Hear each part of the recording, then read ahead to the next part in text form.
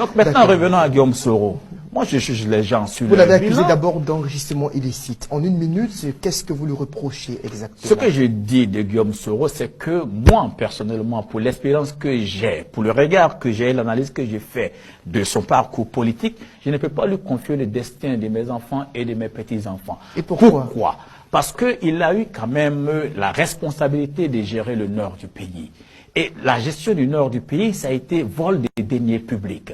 Le pays a été mis en pâture. Toute une partie du pays a été mise en pâture. Dans quelles conditions? Les ressources ont été pillées. Dans les conditions de la rébellion où il y avait une partition qui n'excluait pas que les impôts qui ont été mis en place à travers une régie financière qu'il appelait la centrale soient collectés pour être mis dans la caisse qui appartient à tous les Ivoiriens, qui est le trésor public. Ça, il ne l'a pas fait. Il a pris plutôt l'argent pour lui, pour acheter des maisons, à sa femme. De ce que vous avez acheté? Et comment il pourrait acheter une maison à 2 femmes à Paris, à Bonneuil et à Franconville? Avec quel argent? Vous avez des Voyez-vous, preuves? j'ai les preuves.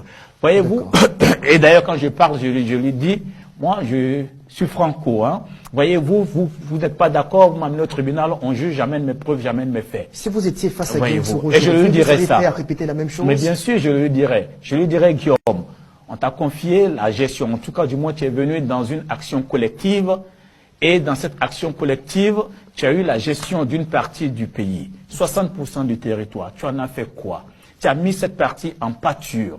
Tu as mis en place la régie financière, la centrale. Et qu'est-ce que tu as fait? Tu as volé, littéralement, tu as pillé la zone, tu t'es enrichi, tu as enrichi tes amis, tu as pris l'argent qui nous appartient à nous tous, Ivoiriens, pour aller scolariser ton petit frère aux États-Unis. Pendant que nous, Ivoiriens, nos enfants, dans cette zone, ne partaient pas à l'école.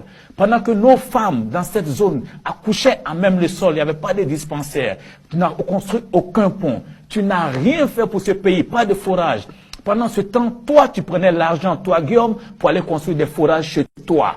Voyez-vous? Et donc ça, on appelle ça simplement du vol des deniers publics. Ça, c'est un pécula. Sur la base de ça, et je termine, Guillaume, pour dire, Koné Morel, il était en prison, un jeune étudiant. Tu l'as pris en prison, sans jugement, tu allais le faire assassiner. On appelle ça crime extrajudiciaire. Parce que quand on est démocrate, on prend la peine, quand quelqu'un est accusé, de le faire passer devant un tribunal, pour qu'il ait droit à sa défense, pour qu'il puisse défendre sa vie. Tu ne lui as pas donné cette possibilité de défendre sa vie, sa position vis-à-vis de toi. Je te dirais, Guillaume, tu as pris aussi M. Koné Moussa Barbu. Tu l'as mis en prison à Boaké. Tu allais le faire assassiner. Tikendia Fakoli et moi-même avons supplié pour que Koné Moussa Barbi vive. Mais non, dans ton délit schizophrénique, où tout le monde est ennemi pour toi, tu l'as pris, tu allais le tuer. Les rapports d'amnistie sur la question sont là.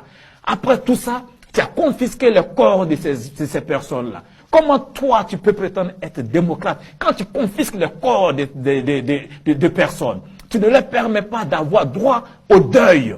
C'est le minimum. Même quand tu as tué quelqu'un, donne son corps pour que sa famille puisse faire le deuil. Mais tu empêches la famille des gens de faire le deuil. Est-ce que tu es démocrate? Est-ce que toi, tu peux être un agent de réconciliation dans ce pays? Voilà ce que je dirais à Guillaume. Et donc, sur la base de ce passé, sur la base des attentats, des crimes, des coups d'État que tu situes au Burkina, des pays où tu n'as aucun intérêt, sauf en faire des bases arrière pour tes objectifs mégalomaniaques. Sur la base de tout ça, je dirais, je ne peux pas t'accorder ma confiance et je ne veux pas que tu extrapoles le mal que tu as fait dans le Nord, sur le plan économique, sur le plan humain, sur le plan de la démocratie, à toute la nation. Je ne veux pas une extrapolation, une extension. Et tu es un péril, tu es un danger pour moi, pour mes enfants, pour mes petits-enfants et pour tous les Ivoiriens. Et au nom de ça, je prends position contre toi, aujourd'hui, demain et partout, parce que pour moi, tu es un danger pour la Côte d'Ivoire. Voilà ce que je vous dirais. Vous parlez